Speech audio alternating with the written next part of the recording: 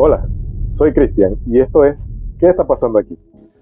Cada rincón de internet, donde sea que entres, en especial las redes sociales, está inundado por una horda de zombies del pensamiento positivo.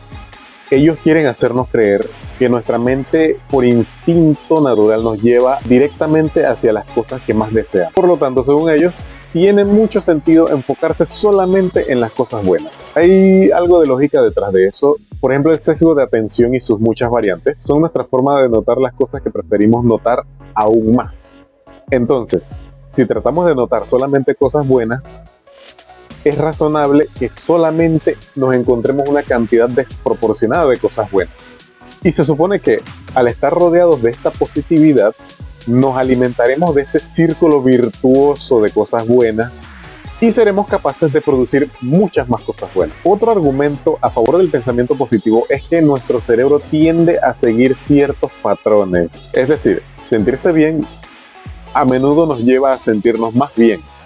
Otro círculo virtuoso. Los pensadores positivos fomentan el establecimiento y la identificación con metas ambiciosas, como una parte necesaria de todo logro en la vida. Hay un sinnúmero de ejemplos y citas de íconos y celebridades que avalan esto. Muchos que han tenido éxito te van a decir: tuve la visión de tal o cual o esto o aquello, X, Y, Z, y aquí estoy ahora, lo he logrado. Sin embargo, no escuchamos las muchas historias de aquellos que han pasado por ese proceso de la ley de la atracción y todas estas cosas y que nunca han llegado a esa meta soñada. Además, nos apresuramos a asumir una relación casual entre la idiosincrasia del exitoso y su éxito.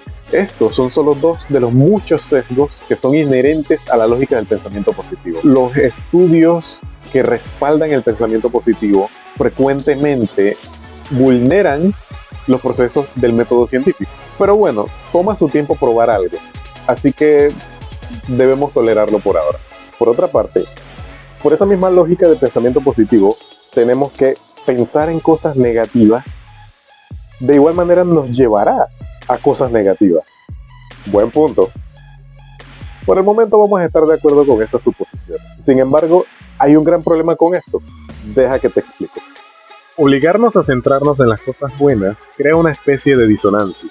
Una parte de nuestro cerebro está diciendo que debemos sentirnos positivos en cualquier circunstancia, mientras otra parte está señalando todas las cosas por las que estamos acostumbrados a sentirnos mal.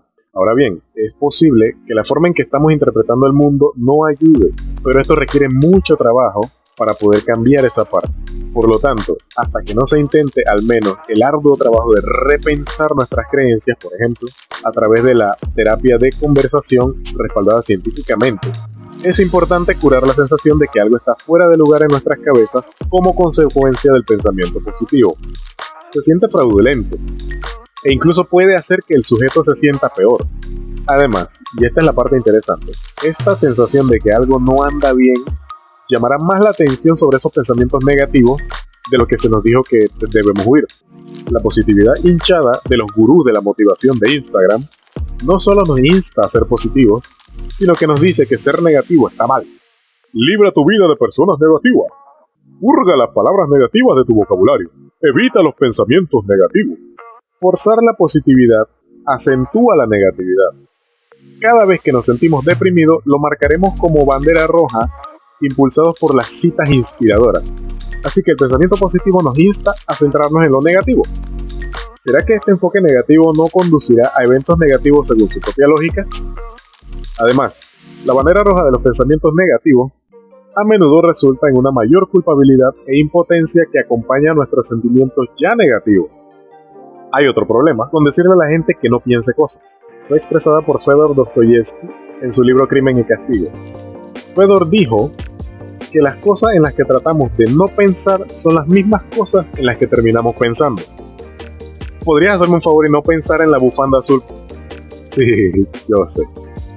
Ahora tienes esa bufanda en la mente.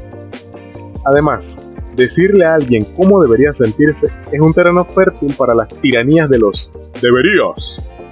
Sentirse deprimido como consecuencia de cumplir ahora con una regla preconcebida acentúa más esa negatividad no deseada. Este énfasis en evitar la negatividad no nos atrae menos a los eventos negativos, que el enfoque de la positividad nos atrae a los eventos positivos, supongo. Además, la disonancia y una nueva regla a seguir sobre algo que solo parcialmente está bajo nuestro control en sí mismo se siente raro.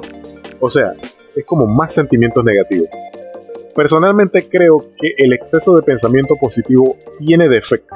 No porque no tenga base, sino porque su base tiene contrapesos que acentúan los pensamientos negativos en la misma medida, empeorados por la incómoda disonancia que crea. Simplemente nos hace juzgar más nuestros pensamientos. No me malinterprete. No creo que permitirnos reflexionar sobre cosas tristes que no podemos cambiar, no tener fe en nosotros mismos o cualquier otro comportamiento inútil deba alentarse solo para fastidiar a los pensadores positivos de la industria de la autoayuda. Simplemente no creo que el pensamiento positivo vaya a resolver los conflictos subyacentes. Es decir, no creo que con pensar en comida a una familia pobre vaya mágicamente a aparecerle comida en su mesa. No sé si me explico. Es una buena idea ver lo mejor en las personas y las cosas. Es una buena idea dejar que nuestro optimismo se fortalezca. Simplemente no puede permitirse ser compulsivo o el efecto positivo se arruina como se describe anteriormente. Tampoco hay necesidad de insistir en lo negativo más allá de lo razonable. Por ejemplo, crear conciencia sobre el suicidio a veces da como resultado una mayor incidencia del mismo. Sin embargo, no detenerse en algo se puede lograr sin huir de ello. Hay un buen punto en el gráfico emocional y creo que podríamos alcanzarlo siendo un poco más abiertos de mente sobre lo negativo, en lugar de huir de ello. Tiene sentido reflexionar sobre esto a través del pensamiento negativo más extremo, que es la muerte. Sentirse cómodo con la idea de la muerte parece absurdo para la mayoría de las personas, a menos que sean médicos, sepultureros o algo así. Incluso entonces, no es en su propia muerte en lo que ellos están pensando. Cuando escuché por primera vez sobre el Festival Anual Mexicano de la celebración de la Santa Muerte, me pareció una locura, una blasfemia, una especie de forma secular, algo antirreligioso. La gente en nuestra cultura parece evitar pensar en la muerte como si de alguna manera pensar en ella la atrajera. ¿Cuál es la posición de los pensadores positivos sobre la muerte? ¿También está prohibido pensar en la muerte? Parecería obvio que la muerte es considerada como uno de los peores resultados posibles en nuestra cultura. Bueno, está bien, pero va a suceder de todos modos. La teoría que subyace al pensamiento positivo nos llevaría a creer que pensar en la muerte de alguna manera la atraerá. La idea de nuestra propia mortalidad no puede tolerarse fácilmente, tiene que irse ahora mismo. Podemos tocar madera, o bendecirnos o hacernos la señal de la cruz para deshacer el daño que ya causó. Obviamente, hay otras explicaciones para esto, además de lo que solemos llamar pensamiento positivo, pero el mecanismo es el mismo. Simplemente no queremos atraerlo sobre nosotros mismos. Entonces, ¿está bien hablar de la muerte todavía?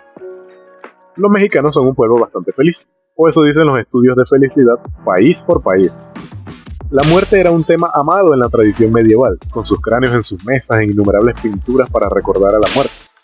Hay muchas lecciones que se derivan de pensar en la muerte. A los estoicos les encantaba pensar en la muerte. Es su forma de recordarse a sí mismos que nada es peor que la muerte y que la muerte no es tan mala. Son nuestras creencias al respecto las que hacen lo malo. Por lo tanto, no hay necesidad de temer a la muerte, ya que no tenemos que temerle. El peor resultado de todo, seguramente, se acaban los miedos.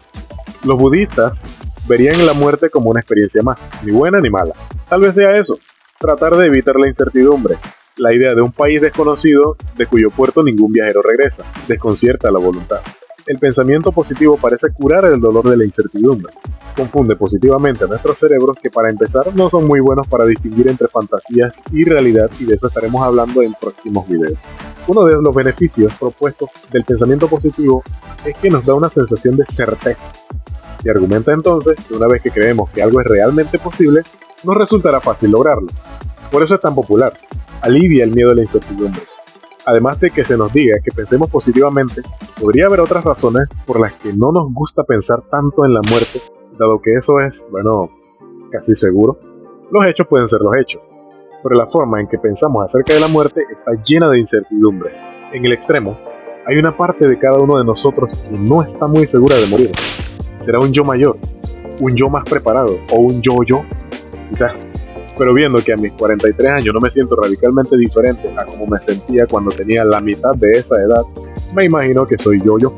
Sin embargo, al igual que el menos infinito hasta 1979, El infinito que me perderé después que me haya ido es solo una parte de en lo que nos metimos cuando nacimos. Tampoco tenemos idea de lo que sucederá cuando nos muramos, en todo caso, lo que se suma a la temida incertidumbre. Sin embargo, como lo demuestran las escasas ideas que se presentan hoy aquí, hay mucho que aprender al pensar en lo aparentemente negativo.